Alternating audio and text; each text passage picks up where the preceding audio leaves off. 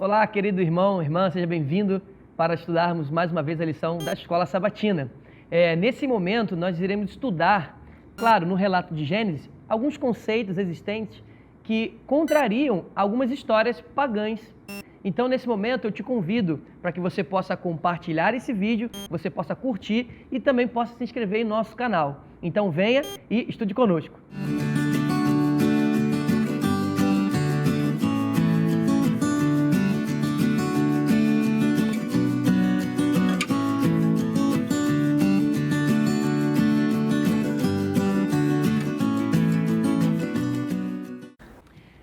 Muito bem, eu quero lhe convidar nesse momento para juntos orarmos. Então, feche seus olhos e vamos orar ao nosso Senhor.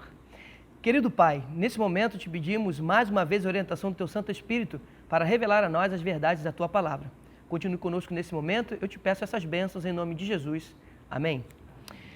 Ok, Lucas, nós sabemos de que Moisés, ao escrever o Gênesis, ele deixa de utilizar algumas palavras. E você poderia nos explicar melhor o porquê que, de repente, Moisés deixou de utilizar alguns termos frente a essa questão da cultura existente em torno do povo hebreu?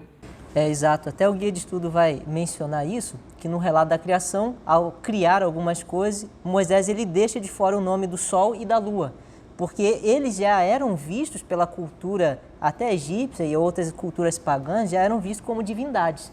E Moisés ele tem a função de exaltar apenas Deus como Criador. Então ele quer mostrar que o sol e a lua ali, eles têm apenas uma função de seres criados, coisas que Deus criou.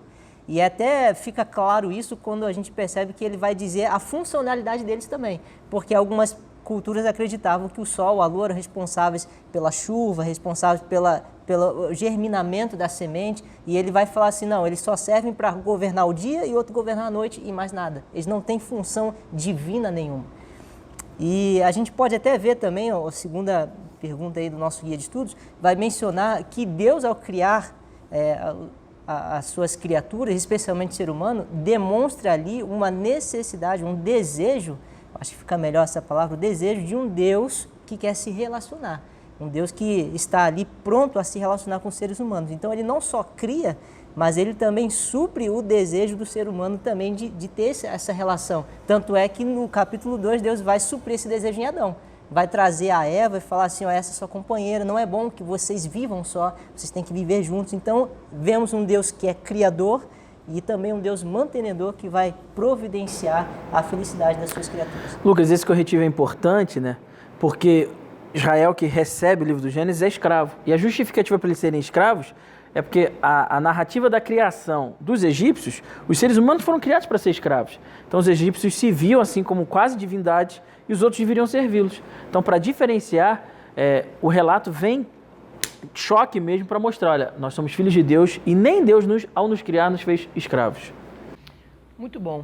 Dentro desse contexto ainda de relacionamento, pastor Jefferson, da criação, né, de Deus, a criação de Deus com relação aos homens, o que poderíamos entender mais acerca desse propósito de Deus da criação do homem? É interessante, a gente percebe no livro de Gênesis, na lição de terça-feira, a gente percebe a questão do grande conflito. É bem claro. Geralmente Deus ele apresenta a história verídica, a história verdadeira, a história bíblica, e o inimigo ele tenta apresentar a contrafação da verdade, mostrando outras histórias, outras narrativas. Um detalhe interessante, o pastor Lucas falou agora há pouco, você sabe que na cultura egípcia, eles acreditavam que quando o faraó morria, ele virava o sol. E é interessante que toda vez que faraó ele conseguia transpor os desafios da outra vida, o sol voltava a nascer. Então olha que detalhe interessante, toda vez que amanhecia eles entendiam, bom, o nosso faraó ele venceu as batalhas da outra vida, por isso que o sol está nascendo. Então existia uma expectativa no Egito. Então nós entendemos que Deus ele não tem essa visão, a Bíblia não traz essa visão. Então nós percebemos que o que traz a Bíblia é um Deus criador, um Deus mantenedor e que os astros têm uma função específica. Se a gente traz para os dias de hoje, meu querido amigo, minha querida amiga, você percebe que hoje tem contranarrativas também, que são totalmente contrárias à criação. Será que as narrativas de hoje não são só repetições das narrativas lá do passado, do Egito, ou até anteriores ao Egito? É bom a gente pensar sobre isso, né? Verdade. Um dos pontos que nós temos hoje, inclusive, essa contrafação da criação seria a evolução. Sim. Enquanto nós temos a imagem de um Deus que cria para se relacionar, conforme o pastor Lucas disse, nós temos a imagem agora da evolução que diz assim, olha, você é fruto do acaso. Sim. Não existe nenhuma empatia, não existe nenhum tipo de amor, de relacionamento, né? Então, realmente, em todo tempo a gente percebe que quando Deus ele tem uma mensagem específica que se revela com amor, Satanás também vem com uma mensagem completamente contrária àquela de Deus, não é verdade? E assim como a mensagem bíblica era contrária à cultura no passado, continua sendo contrária hoje também. Muito bom. E, pastor João, a ideia da criação de Deus, Deus criou e parou por aí? É só isso? Deus criou por criar e acabou? A gente percebe, Ricardo, que Deus criou, Lucas disse bem, Deus atendeu necessidades, Deus cuida até hoje, até porque Jefferson colocou de maneira bem interessante, legal. Existem outras narrativas, mas o que fica claro é que Deus cuida. Tem um outro episódio que quero chamar a atenção, é justamente o episódio do Egito. A gente está falando desse contexto do Egito. Quando Moisés vai à presença de Faraó e fala para ele assim, olha, você precisa deixar Israel ir, porque para Deus Israel é como se fosse um primogênito. Isso traz para ele, eu imagino, perplexidade. Porque não existia esse conceito de um Deus que me ama assim como eu amo um filho. O conceito era só de serviço, era só de escravidão.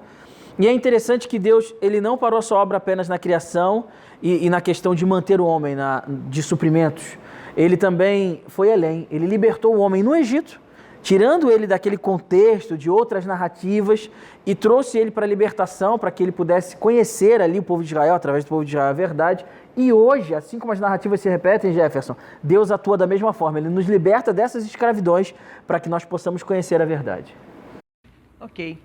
Olha quantos pontos interessantes nós aprendemos hoje, né? Que Deus, ao inspirar Moisés a escrever, não coloca determinadas palavras para que não pudesse ter essa familiaridade com a cultura pagã, para que eles não pudessem se valer do relato bíblico para querer pautar a sua prática, né, de semelhança de Deus. Aprendemos também que em todos os tempos, seja no passado ou hoje, existem narrativas que são contrárias àquilo que Deus apresentou. E que quando Deus criou, Ele não criou simplesmente por criar. Existe um propósito, e um propósito de amor, relacionamento, carinho, que Deus tem por mim e por você também. Então fique aí para o estudo da próxima lição e estude conosco.